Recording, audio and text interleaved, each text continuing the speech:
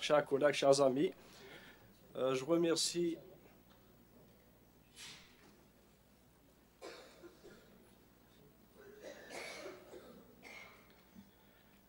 mes amis de l'Association des généralistes de m'avoir invité pour vous parler d'un sujet très intéressant qui est le cancer du sein et le dépistage.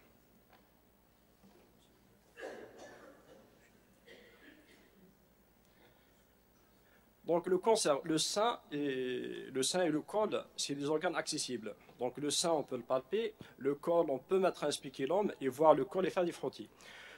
Le cancer du sein, c'est un cancer très fréquent. C'est le premier cancer à l'échelle mondiale. Donc l'incidence est 75 à 90 pour 100 000 femmes.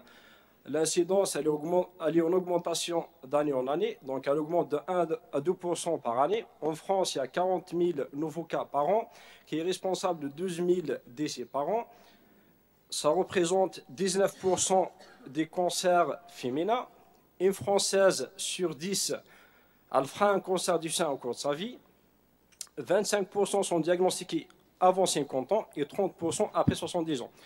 En France et dans les pays développés, donc la tranche d'âge la plus touchée, c'est 60-65 ans. En Algérie, donc c'est considéré comme une pathologie émergente. Il y a 11 000 nouveaux cas par an. Jusqu'aux années 90, le premier cancer de la femme, c'était le cancer du col. Depuis les années 90, c'est le cancer du sein qui vient en premier et il fait ravage. Une Algérienne sur 6, elle fera un cancer du sein au cours de sa vie.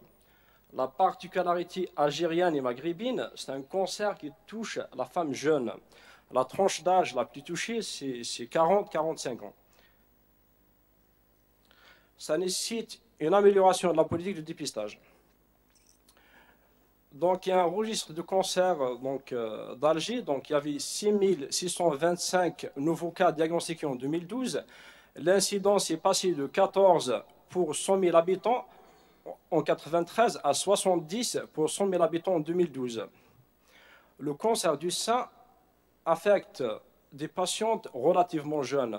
L'âge médian est à 47 ans. Le premier cas pris en charge à Alger, selon le registre du cancer, une patiente âgée de 15 ans. Pour le registre du cancer du sétif, sur les 304 patientes prises en charge et enregistrées, la survie à 5 ans est de l'ordre de 30%. Pour la wilaya de Béjaïa pour l'année 2015, donc c'est des statistiques que j'ai prises de Dr Absati, qui est épidémiologiste au CHU. Le nombre de nouveaux cas de cancer du sein enregistrés pour la wilaya pour 2015, c'était 225 cas.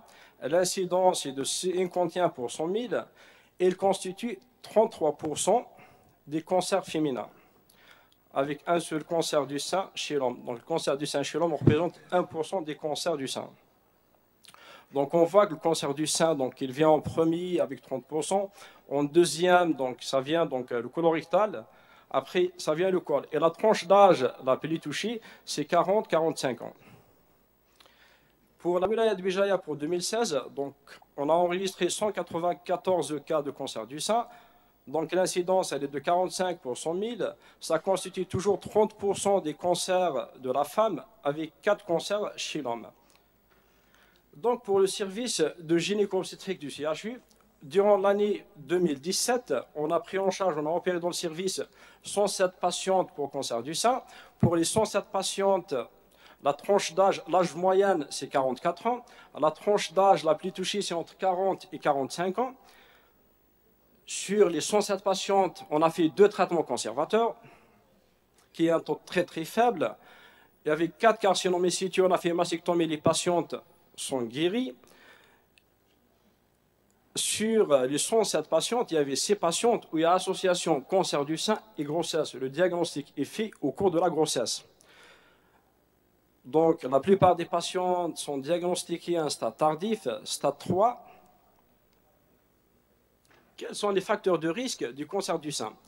Il y a un groupe à haut risque, c'est les antécédents personnels du cancer du sein. Une patiente qui a fait un cancer du sein, elle a un risque élevé de faire un cancer du sein sur le sein contralatéral.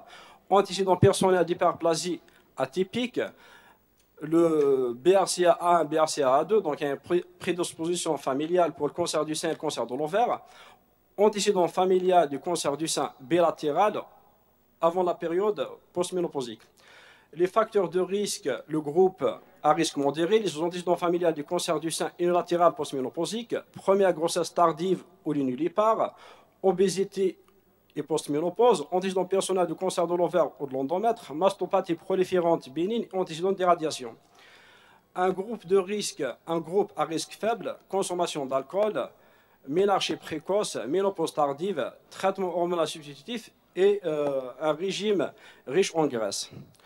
Mais quand on reprend les patientes qu'on a pris en charge dans le service, le plus souvent, on ne retrouve aucun facteur de risque. C'est des patientes jeunes, qui sont mariées jeunes, qui ont des enfants, qui ont allaité et elles font des cancers du sein. Donc pour l'anapathe, le type histologique le plus fréquent, c'est le carcinome canalaire. Ça représente 80% des cas. Les carcinomes lobulaires, 15% des cas. Et les sarcomes et les tumeurs phyloïdes, qui est une entité particulière. Donc les tumeurs phyloïdes, c'est classé en trois groupes. Le grade 1, c'est limite avec l'adénofibrome. Le grade 2, c'est borderline. Et le grade 3, c'est un sarcome mammaire. Et le facteur pronostic le plus important de les tumeurs phyloïdes, c'est la prise en charge chirurgicale initiale. Donc, en sénologie, toujours, il faut faire un examen clinique. À l'interrogatoire, on recherche les facteurs de risque, les antécédents et les circonstances de découverte. Dépistage, dans notre pratique, on voit pratiquement jamais de cancer du sein diagnostiqué au dépistage. La plupart du temps, c'est des patientes qui vont consulter pour une boule au niveau du sein, et une anomalie du mamelon, une rougeur, une rétraction et des signes inflammatoires. Et les signes fonctionnels, mastodénie, altération d'état général, et parfois le cancer du sein est révélé par une métastase osseuse. La patiente, elle va présenter une douleur osseuse, hospitalisée donc, dans un service. L'examen général non catéchologique, on tombe sur un cancer du sein. L'examen clinique, on doit faire un schéma et on doit dater. L'inspection pour voir la symétrie, est-ce qu'il y a des signes inflammatoires, peau d'orange, rougeur et inflammation. À la palpation, donc, on doit faire un examen comparatif, position couchée et position assise.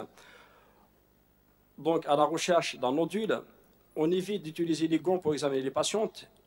Il faut les examiner donc sans gants. Quand on met des gants, ça diminue la sensibilité. On risque de passer à côté des petits nodules. Donc, la palpation, quand elle est faite par un praticien, donc une sage-femme, un médecin généraliste, un gynécologue, donc ça permet de détecter des nodules de 1 cm. Quand la palpation elle est faite par la patiente par elle-même, donc ça permet de retrouver des nodules de 2 cm. Et toujours, quand on examine le sein, on recherche est-ce qu'il y a un nodule et on précise les caractéristiques, donc le diamètre, la mobilité, la régularité. Et on doit toujours terminer par un examen des aires ganglionnaires, axillaires et susclaviculaires. Et toujours, on fait une pression sur le sein pour voir s'il y a un écoulement mamelonnaire. Il faut se méfier des écoulements mamelonnaires sanguinolents uniporiques. Quand il y a un écoulement mamelonnaire bilatéral, multiporique, cirrheux, parfois même si il est verdâtre, ce n'est pas péjoratif. Il faut se méfier des écoulements mamelonnaires unilatéral, uniporiques et sanguinolents. Toujours, on examine les aires ganglionnaires à la recherche d'adénopathie axillaire et susclaviculaire. Donc, chaque patiente qui consulte pour un motif mammaire, un examen clinique et des examens complémentaires. On demande, c'est pour les patientes jeunes, on a tendance à voir nos confrères et nos consoeurs demander d'emblée des mammographies. Les patientes jeunes, surtout en Algérie, c'est des seins généralement pléthoriques, c'est des seins denses. Si on fait une mammographie, on aura un cliché blanc. Pas de renseignement, on a irradié la patiente pour rien. Toujours pour les patientes moins de 35 ans, on commence par une échographie mammaire. Après 35 ans, on demande une mammographie. Un examen radiologique, échographie ou mammographie ou IRM, la conclusion, on doit avoir une classification ACR. Une mammographie, un examen sénologique non classé, il n'a pas de valeur. Donc ACR 0, donc examen ininterprétable. ACR1, c'est un examen normal. ACR2, donc c'est une lésion bénigne. ACR3, c'est une lésion probablement bénigne qui nécessite un contrôle qui n'excède pas 6 mois. Donc on rassure la patiente, mais elle doit faire un contrôle à court terme à 6 mois. Si les lésions sont stables, les lésions seront reclassées à ACR2. Si les lésions progressent, elles seront classées à ACR4. ACR4 probablement malin, ACR5 fortement suspect. Pour tout ce qui est ACR4, ACR5, il faut adresser les patientes rapidement pour faire une microbiopsie. Donc les biopsies, depuis 2006, on n'opère plus un cancer du sein sur une cytologie. Les cytologies, donc il y a des faux positifs, il y a des faux négatifs. Donc parfois, on opère des patientes sur cytologie, cellules suspectes, on fait une mastectomie, elle n'a pas définitive, il n'y a pas de cancer. Donc depuis 2006, on n'opère plus sur cytologie, mais on opère sur microbiopsie. Donc la microbiopsie, donc, elle se fait sous anesthésie locale.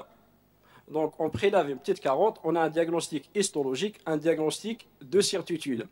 En cas de microcalcification péjorative, les microcalcifications, on ne peut pas les voir à l'échographie, on ne peut pas les biopsier. On envoie les patientes à un service de radiologie où ils font une macrobiopsie stéréotaxique. Nous, dans le service, on a l'habitude de travailler avec le CHU de Blimsus. Après, si la microbiopsie n'est pas concluante et si la lésion est classée ACR4, ACR5, on doit faire une thymorectomie diagnostique et thérapeutique. On va essayer de programmer, on programme la patiente, on fait une thymorectomie, on essaye d'être large et on appelle un APAT pour avoir un résultat rapide. Si le résultat, donc, c'est un cancer, on doit opérer la patiente, reprendre la patiente rapidement. Quand on a un diagnostic, on doit faire un bilan d'extension. Le bilan d'extension, donc le sein est considéré comme une maladie locale et une maladie générale. Maladie locale, donc il est lymphophile, donc ça infiltre les adénopathies, et les générales, il est très ostéophile. Donc on doit faire une scintigraphie osseuse à la recherche de métastases osseuses. On doit faire une échographie hépatique, un bilan hépatique, un radio du thorax. Idéalement, maintenant, on fait un scanner thoraco-abdominopelvien. On doit doser le CA15-3. Donc, il n'a pas de valeur diagnostique, mais il a une valeur pronostique pour la surveillance. Si on a un CA15-3 élevé, donc après l'intervention, il sera négatif. Quand il y a une réascension des CA15-3, donc il précède l'apparition d'une récidive ou d'une métastase. Donc, le scanner cérébral, c'est signe d'appel. Le pronostic. Dans les pays développés, donc, le cancer du sein, c'est un cancer de bon pronostic. Une survie, tous stades confondus, elle est à 97% à 1 an, à 90% à 3 ans, à 85% à 5 ans. Donc, on a vu le registre de CETIF sur 300 patientes. La survie à 5 ans, elle est médiocre, elle est de 30%. Donc, il y a un retard diagnostique important. Donc, si la tumeur est inférieure à 1 cm et les adénopathies ne sont pas infiltrées, la survie à 5 ans, elle est de 90%. À 5 ans, elle est de 90% des cas. Si la tumeur elle dépasse 3 cm avec des adénopathies positives, la survie passe de 90 à 50%. Et la plupart des patientes qu'on opère, c'est des tumeurs qui dépassent les 3 cm et des adénopathies infiltrées. Donc il y a un gain important, il y a une diminution importante de la survie. Le dépistage. Pourquoi dépister le cancer du sein? On dépiste le cancer du sein parce que le sein, il est accessible. Donc le sein et le col, c'est des organes accessibles. Le sein, on peut le toucher. Et le col, on peut le voir à travers un spéculum. Pourquoi dépister un cancer du sein? Le cancer du sein, c'est un problème de santé publique. Une Algérienne sur 6, elle fera un cancer du sein au cours de sa vie.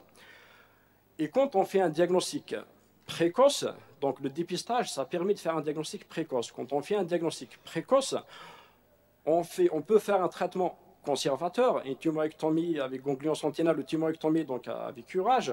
Donc la patiente, elle va garder son sein, et surtout, c'est des patientes qui sont jeunes. Et donc, on va augmenter la survie. Donc, les pays où il y a plus de rigueur, où ils appliquent une bonne politique de dépistage, comme le Danemark, on n'a plus de cancer du col, sauf les cancers du col emportés. Et la mortalité par cancer du sein est réduite à moins de 30%. Donc la croissance de la tumeur, donc le temps du doublement cellulaire en cas de cancer du sein, il est de 2 ans. Donc entre la première cellule et que ça arrive à 1 cm, ça prend 9 à 10 ans. Donc, pour que ça passe de 0,5 cm à 1 cm, c'est 2 ans.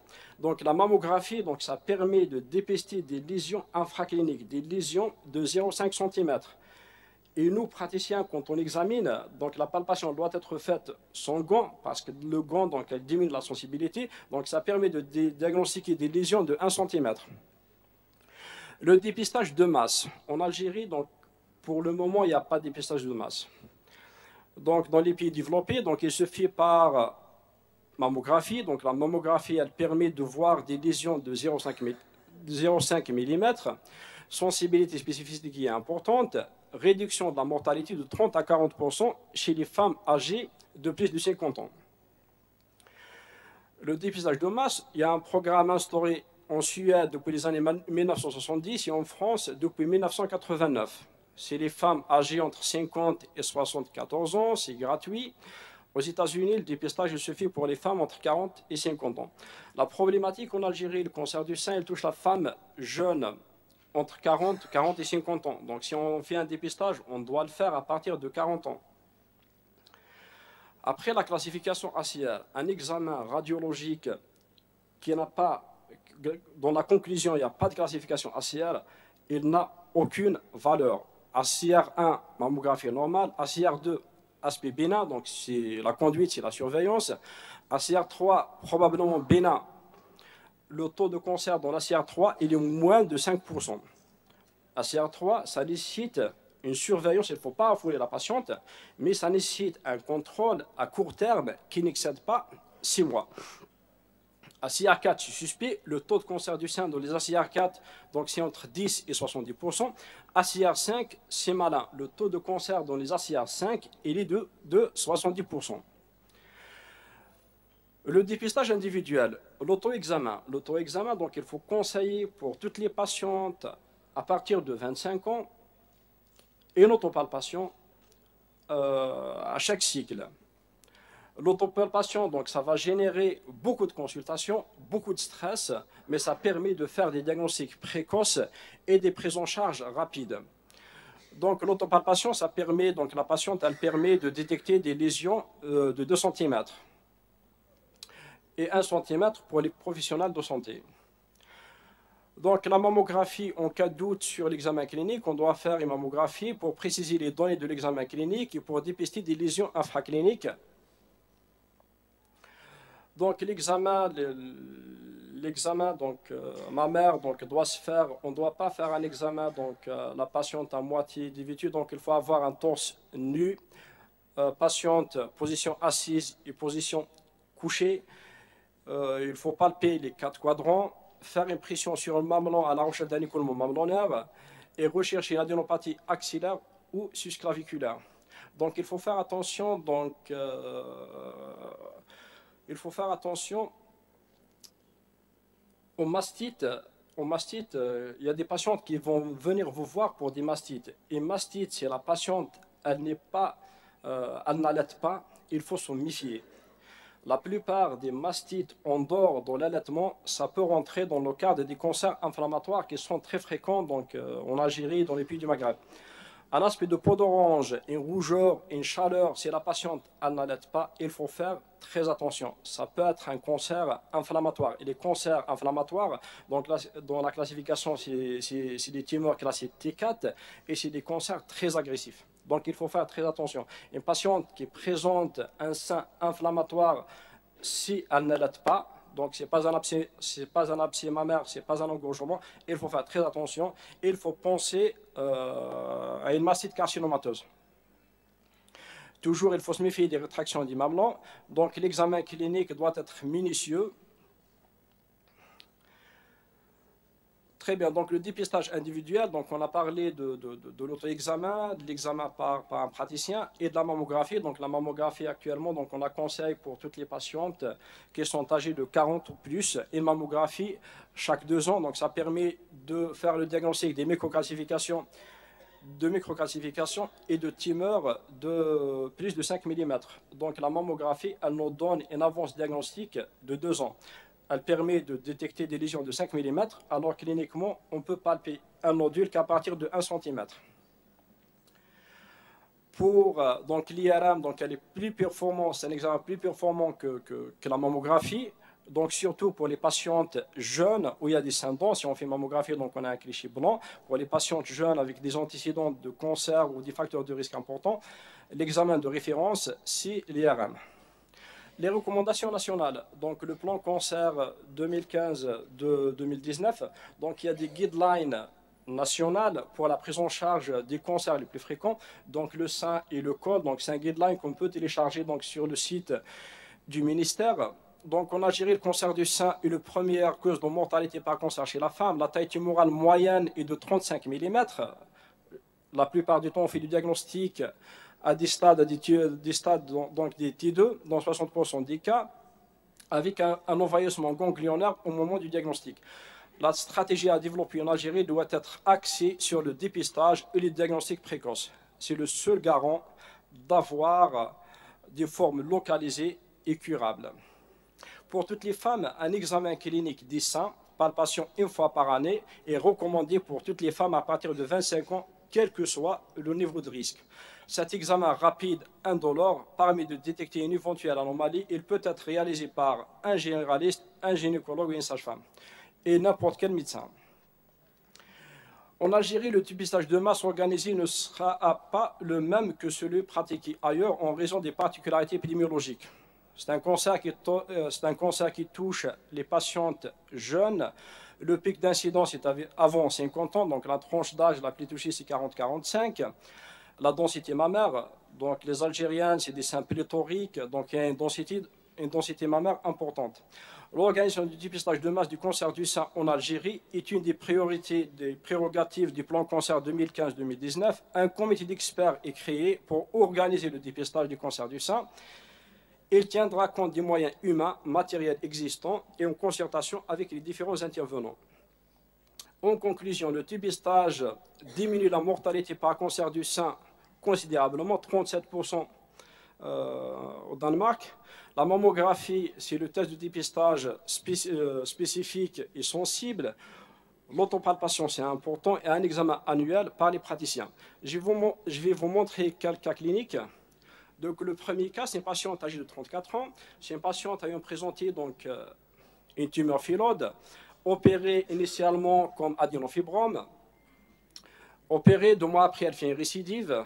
Réopérée, 2 mois après, elle fait une autre récidive. Donc là, on voit qu'il y a une masse importante au niveau du creux axillaire. Donc, on a fait une mastectomie. L'anapathe, c'est une tumeur phylode grade 3, sarcome mammaire. On a adressé une radiothérapie. Il y a une bonne évolution. Alors, un deuxième cas, une patiente âgée de 45 ans, des seins pléthoriques, opérée opérée à 2 mois pour un adénofibrome géant. L'anapathe, c'est une tumeur phylode. Rapidement, elle fait une récidive. La récidive, elle est importante, ça prend tout le sein. On fait une mastectomie et on adresse la patiente à la radiothérapie. Le troisième cas, une patiente âgée de 49 ans, célibataire, qui présente un carcinome canalaire infiltrant métastatique, progression du processus, et donc c'est un cancer résistant à plusieurs lignées de chimiothérapie. On l'a opéré donc après 12 cures de chimiothérapie et rapidement elle fait une récidive.